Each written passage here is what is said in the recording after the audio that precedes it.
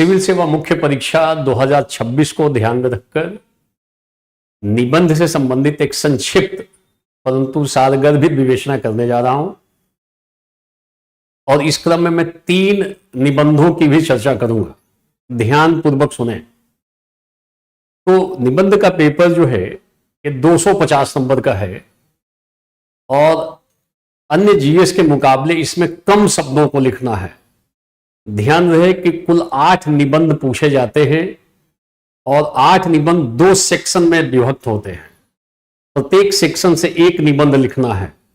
4 में से एक पहले सेक्शन से और दूसरे सेक्शन से भी एक निबंध लिखना है, 4 में से एक को चुनकर। और प्रत्येक निबंध लगभग 1000 से लेकर 1200 शब्दों में लिखना है। ध्यान रखना है। तो कुल मिलाकर निबंध के पेपर में लगभग 2400 शब्द आपको लिखने हैं। ध्यान रखना, जीएस के पहले पेपर, सेकंड पेपर में, थर्ड पेपर में लगभग 4000 शब्द लिखने होते हैं और यहां आपको कम लिखना है। ध्यान रखना, उसका कारण भी है। तो 125 नंबर का एक निबंध, फिर दूसरा निबंध भी 125 नंबर का। शब्द हैं लगभग 1000 से 1200 पहला, दूसरे में भी लगभग इतना ही शब्द लिखना है। क्लियर? तो देखो, जब भी निबंध का पेपर आपके सामने आए तो पहले सारे निबंधों को ध्यान पूर्वक पढ़ें। ऐसा न करें कि पहला निबंध पढ़ें और लगे कि मैं लिख सकता हूं, बस लिखना शुरू। ये ठीक रणनीति नहीं होगी, कठिनाई हो सकती है। तो आप पहले सेक्शन के चारों निबंधों को बारीकी से पढ़ें, ध्यान पूर्वक पढ़ें और जिससे मिलता जुलता निबंध आपने पहले प्रैक्टिस कर रखा हो या जिस निबंध का मूल भाव, आशय पूरी तरह से स्पष्ट हो, उसके विभिन्न आयामों से, पक्षों से आपको लगता है कि मैं परिचित हूं, तो फिर आप उस निबंध का चयन कर सकते हैं और आगे बढ़ सकते हैं। मनमाने तरीके से चयन नहीं, पहले बारीकी से चारों निबंध को पढ़ के फिर एक का चयन। यही प्रक्रिया दूसरे सेक्शन में भी आजमानी है। दूसरे सेक्शन में भी चारों निबंध को पूरा पढ़ें, थोड़ा समय दें। तो निबंध का चयन करने में 2-3 मिनट का समय देना चाहिए। 3 मिनट 4 मिनट जाए कोई दिक्कत नहीं है। और जब एक बार आपने चयन कर लिया तो पहले 10 मिनट या 15 मिनट तक आप स्ट्रक्चर बना सकते हैं। उसका एक सिनॉप्सिस बनाओ आप, पीछे रफ वर्क आता है, वहां पे उसका ढांचा आप खींच सकते हैं। जो इंपॉर्टेंट टर्म आप यूज करने जा रहे हैं, जो विभिन्न पक्षों की आप चर्चा करने जा रहे हैं, उन शब्दों को वहां कोट किया जा सकता है। अगर कोई कविता आपको याद आ रही है तो उस कविता के शुरू के 1-2 शब्दों को लिखा जा सकता है, ताकि बाद में लिखते वक्त बीच बीच में लंबा ब्रेक ना हो। ये ध्यान रखना है। सिनॉप्सिस बना लेंगे तो लिखने में बड़ी आसानी रहेगी। तो इसके लिए आप 10 से 15 मिनट का समय दे सकते हैं। कुल मिलाकर आप जब निबंध का पेपर आए और आपने सेलेक्ट किया 2-3 मिनट में एक निबंध, चारों निबंधों को पढ़ने के बाद पहले सेक्शन से, तो 10-15 मिनट ये काम करें और उसके बाद लिखना शुरू करें तो ज्यादा बेहतर होगा। और जब आप सोचें तो एक पूरा प्रारूप उसका विकसित कर लें, ढांचा विकसित कर लें कि हमको ऐसे ऐसे नीचे की तरफ उतरना है। और एट रैंडम पहले लिखें, बाद में आप उसको सिस्टमेटिक कर सकते हैं। ध्यान रखना है। जैसे लेखन के क्रम में आप शब्दों को पकड़ें, जो निबंध में जो शब्द आए हैं उन शब्दों के संदर्भ में क्या, क्यों, कैसे, कब, कहां, किस प्रकार से, कौन, इन ऐसे शब्दों से जोड़कर उनको आप विस्तारित कर सकते हैं। कई निबंधों में ये खेल होता है। आप जब प्रैक्टिस करते हैं तो ये चीजें आ जाती हैं। फिर आप जो भी निबंध होगा उसको विभिन्न पक्षों से जोड़ें, तभी आप 1100-1200 शब्द लिखने की स्थिति में रहते हैं। ये सामाजिक पक्ष, आर्थिक पक्ष, धार्मिक पक्ष, राजनीतिक पक्ष, पर्यावरणीय दृष्टिकोण, प्रशासनिक पक्ष, ये सारे पक्ष लिख सकते हैं। फिर आप उसको शिक्षा से, स्वास्थ्य से, संचार से, परिवहन से, विकास से और अन्य पक्षों से ऐड कर सकते हैं, जोड़ सकते हैं। बहुत सारे निबंधों को हम एआई से जोड़ सकते हैं, क्योंकि जीवन के विभिन्न क्षेत्रों में अब एआई की भूमिका प्रबल हो गई है। और निबंध लिखते वक्त खूब अच्छे अच्छे शब्दों का प्रयोग करें। समावेशी विकास, सतत विकास, जनसंख्या लाभांश, ऐसे शब्दों का प्रयोग करें समय समय पर। तो जो अच्छे टेक्निकल टर्म हैं उन शब्दों को आप इकट्ठा किए हो तो उसको अलग अलग जगहों पे प्रयोग करते रहें, तो इसका अच्छा प्रभाव जाता है, ध्यान रखेंगे। आज मैं 3 निबंधों की चर्चा करने जा रहा हूं और उस निबंध के क्रम में पहला जो निबंध है वो है, हो सकता है कि आ जाए या अगर न भी आए तो इसमें कही गई बातें कहीं दूसरी जगह भी लिखने में आ सकती हैं, उपयोगी हो सकता है। ये प्रश्न हो सकता है जीएस में भी आ जाए, मतलब इथिक्स वाले खंड में भी संभव है। तो इथिक्स में संभव है या हो सकता है पूरा निबंध ही बन जाए। निबंध का ये टॉपिक है, पृथ्वी के नीचे की जड़ें शाखाओं को फलदार बनाने के लिए कोई पुरस्कार नहीं मांगती। ये रविंद्रनाथ टैगोर का कथन है, ध्यान रखेंगे। निबंध के लिए सुटेबल है, इस स्तर के निबंध पूछे जा रहे हैं। ध्यान रहे, लगभग प्रतिवर्ष कई निबंध इथिकल या फिलोसॉफिकल हैं, तो यह भी एक इथिकल और फिलोसॉफिकल निबंध है। अच्छा निबंध है, संभावना हो सकती है कि इस कैटेगरी के प्रश्न आ जाएं। हमने 24 में भी एक निबंध पढ़ाया था, संयोगवश एज इट इज वो आ गया था। हमने 4-5 दिन पहले डिस्कस किया था कि सभी भटकने वाले खो नहीं जाते, और 125 नंबर का निबंध एज इट इज था वो संयोग, तो कई बार काम कर देता है इंट्यूशन में। तो इस क्रम में मैंने 3 निबंधों को निकाला है, मैं उसको डिस्कस करने जा रहा हूं। तो बहुत लंबा समय नहीं, 10-15 मिनट में एक निबंध की चर्चा करेंगे, 10 से 15 मिनट में, ताकि उसका प्रारूप समझ में आ जाए, कौन कौन से इंपॉर्टेंट एस्पेक्ट हैं वो आपके मस्तिष्क में आ जाए, ये ध्यान रखेंगे। तो देखो, निबंध है, पृथ्वी के नीचे की जड़ें शाखाओं को फलदार बनाने के लिए कोई पुरस्कार नहीं मांगती।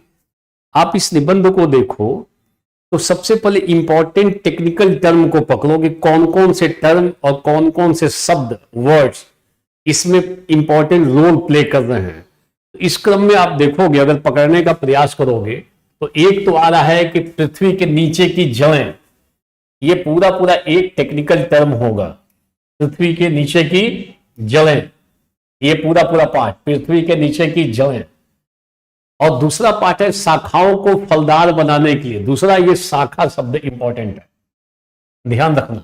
अगर शब्द के स्तर पे जाओगे तो एक जड़ और दूसरा शाखा, ये 2 बड़े इंपॉर्टेंट टेक्निकल टर्म हैं। इन टर्म्स को, इन दोनों शब्दों को, टर्म नहीं, इनको शब्द बोलेंगे, इन दोनों शब्दों से आपको खेलना है और खूब डिटेल में जाना है। ध्यान रखना कि कई बार जो निबंध आता है तो हम उसका हमेशा मूल अर्थ ही नहीं लेकर चलते हैं, कई बार हम गौण अर्थ लेकर चलते हैं। शब्दों के 2 प्रकार से अर्थ निकाले जाते हैं, एक मूल अर्थ और दूसरा गौण अर्थ। जैसे हम बोलचाल की भाषा में कई बार कहते हैं कि अरे यह तो गाय है, व्यक्ति के लिए हम यूज करते हैं कि यह तो गाय है। तो गाय का तो मूल अर्थ, वास्तविक अर्थ तो जानवर है। गाय बेसिकली एक जानवर है, और कई बार हम गाय शब्द का प्रयोग आदमी के लिए कर देते हैं। गाय, बैल और भी कई शब्दों का प्रयोग करते हैं, आदमी के लिए भी कर डालते हैं। इसका मतलब कि उस समय हम उस शब्द का मूल अर्थ छोड़ के गौण अर्थ पे जाएंगे। ध्यान देना, गौण अर्थ में हम उसको विस्तारित अर्थ ले लेते हैं। तो जैसे हम जब कहते किसी व्यक्ति को यह तो गाय है, इसका मतलब बड़ा सीधा है, सज्जन टाइप का है, सरल है। ध्यान देना, जब हम किसी को कहते बैल है तो बैल का मतलब बैल जानवर नहीं है। यहां अगर मूल अर्थ में ले लोगे तो कठिनाई पैदा हो जाएगी, हमें सेकेंडरी मीनिंग पे जाना पड़ेगा। हमें बैल का मतलब वहां पे निकलेगा कि ये जो है मूर्ख व्यक्ति है।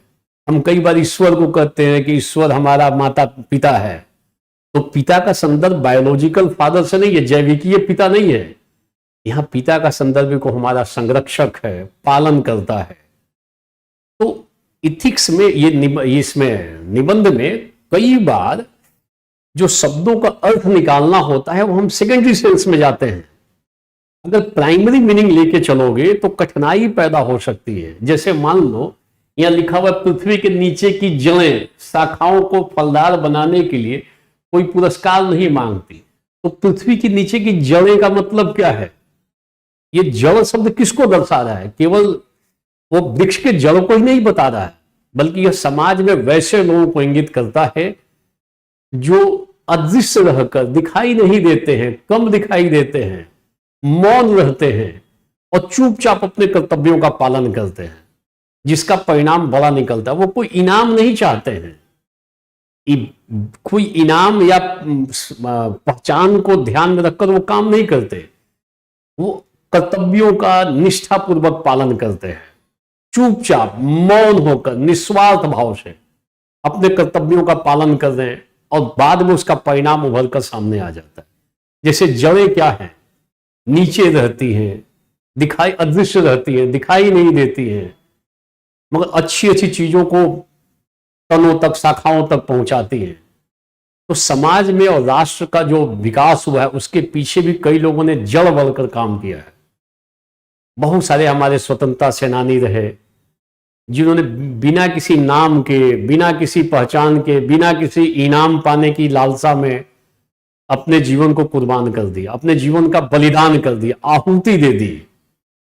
वे देश के लिए जड़ का काम करते रहे।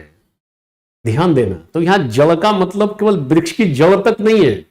यहां जो जड़ शब्द है वो उन लोगों को दर्शाता है जो मौन होकर निस्वार्थ भाव से लोगों को सहारा देते हैं, उनके लिए संसाधन इकट्ठा करते हैं, उनको पोषित करते हैं। जैसे जड़ भी पोषित करता है शाखाओं को, आवश्यक संसाधन पहुंचाता है वहां तक।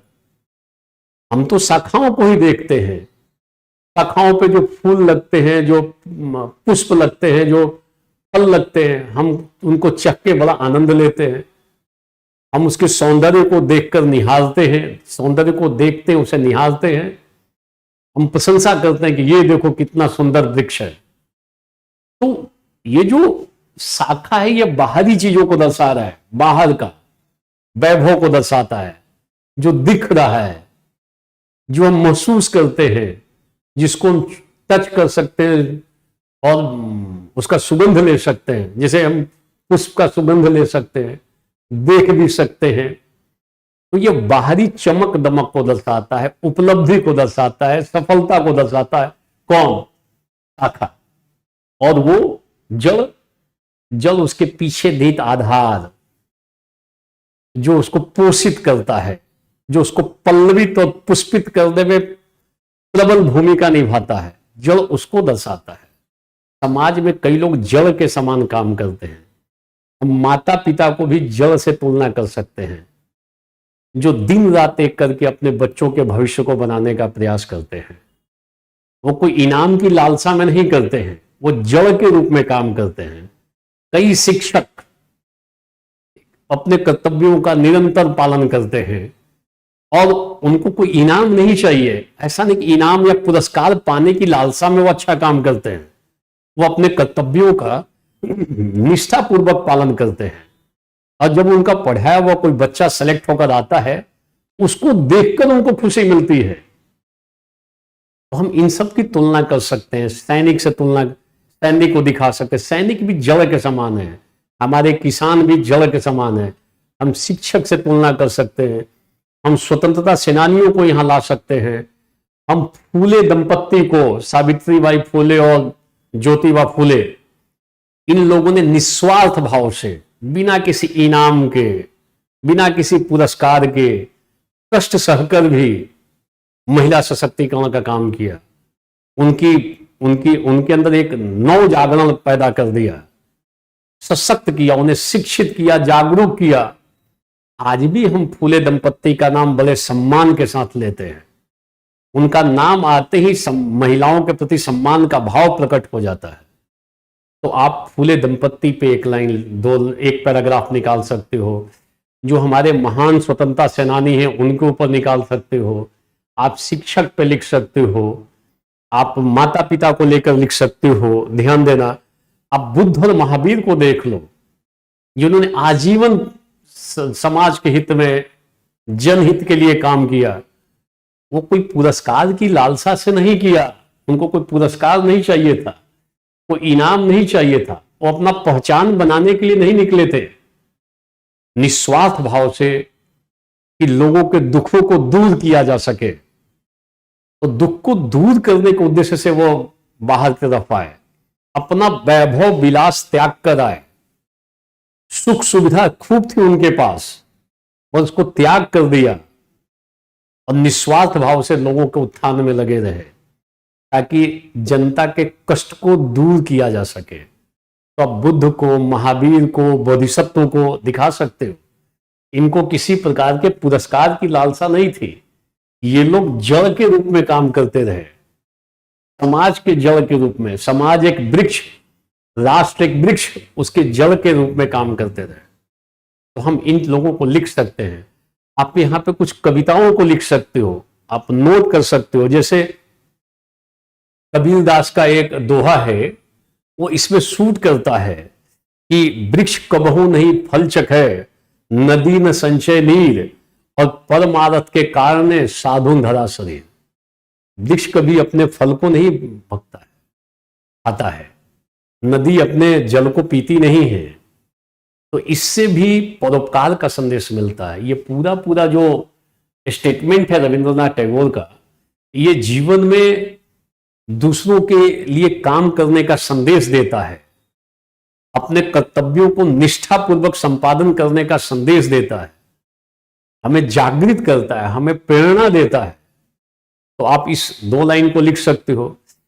हम स्वतंत्रता सेनानियों को जब लिखेंगे कि उन्होंने बिना किसी पहचान के, इनाम के या पुरस्कार की लालसा में उन्होंने अपना बलिदान कर दिया ताकि राष्ट्र स्वतंत्र हो सके, आप उनके बारे में रामधारी सिंह दिनकर द्वारा कही गई ये 2 लाइन की पंक्तियां लिख सकते हो कि जो चढ़ गए पुण्य वेदी पर, लिए बिना गर्दन का मोल, कलम आज उनकी जय बोल। तो स्वतंत्रता सेनानी भी देश के लिए जड़ का काम करते रहे कि देश आजाद हो जाए। एक पैराग्राफ इसमें लिख सकते हो। आज विडंबना यह है कि लोग पहचान बनाने के लिए कुछ भी करने के लिए तैयार है, पहचान बस बनना चाहिए। तो 2 टाइप का प्रॉब्लम आ गया है समाज में। एक तो पहचान का संकट, कई लोग अपना पहचान बनाने के लिए रील बना रहे हैं, प्रोपेगेंडा कर रहे हैं, कार के साथ फोटो डाल रहे हैं कि भाई हम तो प्रशासनिक अधिकारी हैं, ये देखो कार, उतरते हुए, चढ़ते हुए, निकलते हुए, सायरन बजाते हुए खूब रील बना रहे हैं। तो ये तो लगता है कि वो चाहते हैं कि लोग उनकी प्रशंसा करें, लोग उनको इनाम दें, लोग उनके बारे में जाने। और एक होता है कि लगातार अपना काम, कर्तव्य, जो नियम है, कानून है, उनके अनुसार अपना काम कर्तव्य निष्ठापूर्वक लगातार कर रहे हैं। ये नहीं कि कौन इनाम देगा या हमें प्रशंसा देगा या हमारे पीछे पड़ेगा। तो आप इन चीजों को लिख सकते हो। आप उन चीजों को भी लिख सकते हो कि आज पुरस्कार की ये दशा हो गई है या पहचान की कि लोग कोई भी काम करते हैं तो जड़ उनकी ठीक नहीं है, मगर दिखाते हैं बाहर में कि हम तो बड़ा अच्छा काम कर रहे हैं। तो उस पर 4 लाइन की एक छोटी सी कविता है कि कंबल एक गरीब को देते मानो 4 और सोशल मीडिया पर छा गया झूठा परोपकार। पुरस्कार मिले, प्रशंसा करें, लोग सराहना करें, बड़ा जानदार काम, और उनकी जड़ में नैतिकता, मूल्य, करुणा, सहानुभूति, इसकी कमी है।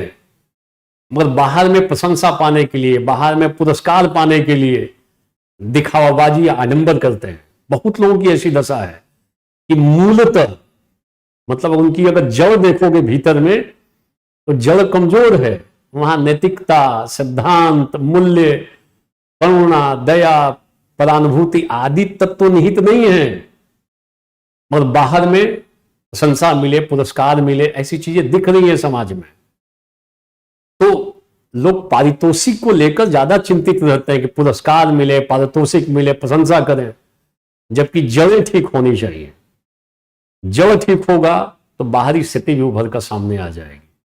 आप देखोगे प्रत्येक वर्ष हम पद्म श्री, पद्म विभूषण इत्यादि जो पुरस्कार देते हैं, हम वैसे लोगों को खोज के लाते हैं जिन्होंने जड़ के समान काम किया है, बिना किसी पुरस्कार की लालसा में अच्छा काम किया, हम उनको खोज कर लाते हैं, पुरस्कार देते हैं। ऐसा होना चाहिए। ऐसा ना हो कि जो जड़ के रूप में काम कर रहा है आप उसको बिल्कुल ध्यान न रखो। ये हमारा दायित्व बनता है कि जो समाज और राष्ट्र के निर्माण में जड़ के रूप में काम कर रहा है, उसको सिंचित कर रहा है, उसको मजबूत कर रहा है, उसको आधार प्रदान कर रहा है, हम उसको सम्मानित करें। ये हमारा दायित्व है। तब जाके एक भारत एक विकसित राष्ट्र बनेगा, सशक्त भारत बनेगा, एक भारत सक्षम भारत बनेगा, स्वच्छ भारत बनेगा, स्वस्थ भारत बनेगा। जब ऐसा भाव रहे तो केवल दिखावापन हो, प्रोपेगेंडा हो, पुरस्कार और प्रशंसा की आदत हो तो ये ठीक बात नहीं है। ध्यान रखना, इन चीजों को आप यहां लिख सकते हो, तो 2-3 कविताओं को लिख सकते हो। तो जो भी समाज और राष्ट्र के निर्माण में निस्वार्थ भाव से काम कर रहा है, हम उसको जड़ से तुलना कर सकते हैं और हमें इनको ध्यान रखना चाहिए। स्वास्थ्य कर्मी हमारे, कई सारे मजदूर, उनके हित में नई नई नीति और योजनाएं बननी चाहिए और वास्तव में उनका लाभ भी मिलना चाहिए। ध्यान देना। तो जो हमने बीच में कहा था एक पहचान शब्द, तो पहचान को लेकर 2 तरीके की समस्या है। एक तो बहुत सारे लोग आइडेंटिटी क्राइसिस से जूझ रहे हैं, पहचान बनाने के लिए कि लोग उन्हें जाने, और जानने के चक्कर में कई उपाय लगा रहे हैं। सबसे आसान काम रील बनाना है। रील बनाओ, डालो और देखो कितने लोग मुझे जान रहे, ढूंढो कि सब्सक्राइबर कैसे बढ़ रहा है, बढ़ा कि नहीं बढ़ा। इसी चिंता में दिन भर ग्रस्त हैं। ज्यादा लोगों ने सब्सक्राइब कर दिया, कम किया, दोनों में परेशानी है। चिंता सताए जा रही है। मूल प्रवृत्ति दया करुणा की नहीं है, मगर सब्सक्राइबर की चिंता बहुत है। जड़ कमजोर है, शाखाओं को दिखाने पे तुले हुए। वो शाखा ज्यादा दिन तक हरी भरी नहीं रह सकती है, जड़ को ठीक करना पड़ेगा। तो एक बड़ा वर्ग है जो आइडेंटिटी, पहचान के संकट से जूझ रहा है। कुछ लोग ऐसे हैं जो पहचान के जाल में फंसे हुए हैं। किसी मेहनत करके किसी पद पे पहुंच गए, अब वो पद के साथ अपने को तादात्म्य में स्थापित कर लिया है, आइडेंटिटी ट्रैप हो गई है, पहचान का जाल उसमें उलझे हुए हैं और वो अप्रमाणिक जीवन जी रहे हैं। इच्छा कुछ और है, उनको लगता है पद छोड़ देंगे तो हमें कोई पुरस्कार नहीं मिलेगा, पद छोड़ देंगे तो मेरी पहचान खत्म हो जाएगी। इस क्रम में वो भीतर भीतर क्षरित हो रहे हैं, कमजोर हो रहे हैं। ये दोनों कठिनाईपूर्ण स्थिति को दर्शाता है। ध्यान रखेंगे, क्लियर है। और लास्ट में आप कंक्लूड ऐसा कर सकते हो, ध्यान रखना, आप कंक्लूजन में कुछ ऐसी बातें लिख सकते हो। क्या कर सकते हो कि आज आवश्यकता इस बात की है कि जो भी समाज और राज्य के जो आधार हैं, जैसे कार्यपालिका, न्यायपालिका, विधायिका, प्रशासन, बहुत सारे स्वयंसेवी संगठन, संस्थाएं, ध्यान देना, शैक्षणिक संस्थान, इन सबको अपने कर्तव्यों का निष्ठापूर्वक पालन करना चाहिए। ये जड़ है, ये समाज और राष्ट्र के निर्माण की जड़ें हैं। ये अगर ये जड़ें खूब अच्छे से काम करें तो समाज और राष्ट्र फलित फूलित रहेगा, हरियाली रहेगी चारों तरफ, सुगंध आएगा, सुंदर दृश्य दिखाई देगा समाज और राष्ट्र का। ये उसकी जड़ है। अगर ये अपने कर्तव्य का ठीक से पालन करे तो जो इनके कर्तव्य हैं ठीक प्रकार से सम्यक तरीके से पालन करे, समुचित तरीके से पालन करे, तो राष्ट्र और समाज की हरियाली सदैव बनी रहेगी। ध्यान देना। और इसमें आप लिख सकते हो कि यदि आप कर्तव्य बोध से कोई काम कर रहे हो और वो अगर फलित हो रहा है तो उसको देखने में ही आत्मिक संतुष्टि होती है। वस्तु लाभ, कई बार हम काम करते हैं कुछ प्राप्ति के लिए, वस्तु लाभ से ज्यादा बड़ी उपलब्धि आत्मिक संतुष्टि है। अगर आप कार्यपालिका के अंग बनने जा रहे हो, आप प्रशासनिक अधिकारी हो और आपने बहुत अच्छा काम किया और उससे समाज पे खूब अच्छा असर चला गया, लोग खुश हो गए, गरीबों की स्थिति में परिवर्तन आ गया, तो उनको देखकर आपको जो संतुष्टि मिलती है वो ज्यादा बड़ा है, बजाय कि आप कुछ चंद पैसों के लिए, वस्तु लाभ के लिए अपने कर्तव्य से पलायन कर जाओ। तो वस्तु लाभ से ज्यादा बड़ी चीज जो है वो फलित होने वाले कार्य को देखकर संतुष्ट होना है, आत्म संतुष्टि, ये ध्यान देना। और कोई भी वस्तु लाभ आत्मिक संतुष्टि की तुलना नहीं कर सकता है। तो कई बार लोग बाहरी चीजों को लेकर, परिणाम को लेकर, पुरस्कार को लेकर नाना प्रकार के गलत कर्मों में संलग्न होते हैं कि परिणाम दिख जाए। इससे आत्मिक संतुष्टि नहीं मिल सकती है। आप इन चीजों को लिखते हुए आगे की तरफ दिखा सकते हो, ध्यान देना। और ये दिखाओगे तो ज्यादा बेहतर स्थिति में रहोगे। क्लियर है? और ये भी ध्यान देना कि हमें, ठीक है कि जड़ें संतोषी का दावा नहीं करती, मगर हमारा दायित्व है कि हम उनको पहचाने कि कौन जड़ के रूप में काम कर रहा है समाज और राष्ट्र के निर्माण में, और हम उन्हें सम्मानित करें। इसमें अपना भी गौरव बोध होगा और मैसेज भी अच्छा जाएगा अन्य लोगों में कि जड़ बनकर काम, अगर हम जड़ बन जाएं समाज और राष्ट्र के विकास में, तो उसका दीर्घकालिक फायदा मिलेगा, इस पीढ़ी को मिलेगा, अगली पीढ़ी को भी मिलेगा। और ऐसा करने में आत्मिक संतुष्टि मिलेगी, और आत्मिक संतुष्टि से बढ़कर कोई चीज नहीं होती। इन सारी बातों को लिखकर आप आगे की तरफ इंडिकेट कर सकते हो, और आप बोल सकते हो कि जड़ की तुलना आप नैतिक मूल्यों से कर सकते हो कि जब तक हम जड़ को मजबूत नहीं करेंगे, लोगों में नैतिक मूल्यों को रोपित नहीं करेंगे, विकसित नहीं करेंगे, तब तक शाखाओं पे फल नहीं दिखाई देगा, अच्छे अच्छे पुष्प नहीं दिखाई देंगे। कहने का मतलब समाज और राष्ट्र बहुत बेहतर तरीके से आगे बढ़ता हुआ नजर नहीं आएगा। तो आवश्यकता है कि नैतिक मूल्यों को इनकलकेट किया जाए लोगों में, तो उसका प्रभाव, दीर्घकालिक प्रभाव समाज और राष्ट्र पर उभर कर सामने निसंदेह आएगा। ध्यान देना, निबंध का जब भी आप एंड कर रहे हो, उपसंहार लिख रहे हो, तो लिखते वक्त थोड़ा फ्यूचरिस्टिक स्टेटमेंट दो, भविष्य उन्मुखी कथन, आशावादी कथन, संदेश उन्मुखी कथन। आप आथे थी में मत लिखना, कोई नया मुद्दा निष्कर्ष में नहीं उठाना चाहिए। कंक्लूजन में निबंध के को जो आप एंड कर रहे हो, उपसंहार लिख रहे हो, तो भविष्य उन्मुखी ऑट में लिखो, चाहिए में लिखो कि हम ऐसे करना चाहिए, हमें ऐसे करना होगा।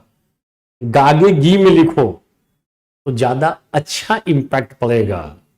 ध्यान देना, शुरुआत में चाहिए और गागे गी लिखने से बचो। शुरुआत आप किसी यथार्थ रियलिटी से कर सकते हो, वास्तविकता से कर सकते हो, कविता से, किसी रिपोर्ट से, ऐसा कर सकते हो। ध्यान देना।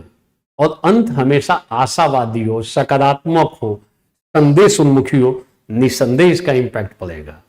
तो पहले निबंध की हमने चर्चा की कि अगर ये चर्चा आपने सुन ली तो मेरे समझ से आप लिखने की स्थिति में आ जाओगे, इंपॉर्टेंट एस्पेक्ट, और मूल भाव स्पष्ट हो जाएगा। आप केवल इसको पेड़ और जड़ तक मत सीमित करना, और इसका केवल सीमित अर्थ होगा, हमें व्यापक अर्थ में लेकर चलना है। शाखा का मतलब जो उपलब्धि दिखती है, जो सफलता दिखती है, जो बाहर में दिखाई देता है, जो हम देखते हैं। और जड़ जो है अंतर्निहित है, जो अदृश्य है, मौन है। और ये जो कुल मिलाकर जो ये जो स्टेटमेंट है रविंद्रनाथ टैगोर का, ये हमें संदेश देता है कि हमें निस्वार्थ भाव से कर्म करना चाहिए, कर्तव्य निष्ठा से कर्म करना चाहिए, उत्तरदायित्व अपना समझना चाहिए, अहंकार रहित जीवन जीना चाहिए, त्याग और विनम्रता होनी चाहिए जीवन में, प्रेम होना चाहिए, ध्यान देना, और सेवा का भाव होना चाहिए। तो महानता इस बात में नहीं है कि आप किसी पुरस्कार को पा रहे हो और सम्मान को पा रहे हो। महानता इस बात में है कि आप निस्वार्थ रूप से जो आप अपने कर्तव्यों को कर रहे हो और जो फलित हो रहा है उसको देखकर संतुष्ट हो रहे हो। आत्मसंतुष्टि आपके भीतर प्रबल हो रही है। ये महानता इस बात में है, ये ध्यान रखना। और जीवन में समाज उन्हीं लोगों को याद करता है जिन्होंने अपने स्व को सर्वार्थ में विलीन कर दिया या स्व को पर में तब्दील कर दिया। बुद्ध को देखो, बुद्ध स्व को पर में, परोपकार में हमेशा संलग्न रहे। स्व स्वार्थ में तब्दील नहीं हुआ, परिवर्तित नहीं हुआ, स्व सर्वार्थ में, फॉर ऑल, सर्वार्थ सर्वर्थ सबके लिए मैं तब्दील हो गया। और जब ये होगा तो निसंदेह समाज आपको याद रखे।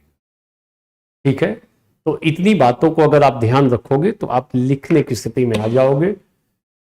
आप इस निबंध के मूल बातों को, इंपॉर्टेंट बातों को लिख लोगे। क्लियर? तो अभी पहला निबंध हमने एक डिस्कस किया, दो क्रमिक रूप से एक दूसरे निबंध को भी हम देखने जा रहे हैं। ठीक है, पहला निबंध, उसकी एक चर्चा, संक्षिप्त सी चर्चा मैंने की, डिटेल से मैंने क्लास में कर रखी है। हमने इस पे अलग से मैटर भी बहुत पहले दे रखा है, आप उसको भी देख सकते हो। मेरे समझ से अभी चूंकि कुछ दिनों के बाद ही एग्जाम है, तो इतना अगर आपने कर लिया है, थोड़ा वैल्यू एडिशन कर सकते हो, लिख सकते हो। ठीक है।